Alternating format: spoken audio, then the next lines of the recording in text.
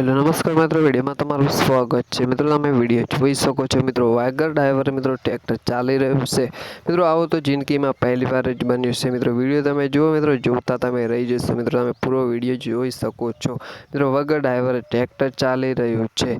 મિત્રો છતાં પણ મિત્રો ક્યાંય ટ્રેક્ટર જતું નથી। મિત્રો સીધું આવી રહ્યું છે। મિત્રો ડ્રાઈવર નથી તો પણ ટ્રેક્ટર ચાલી રહ્યું છે।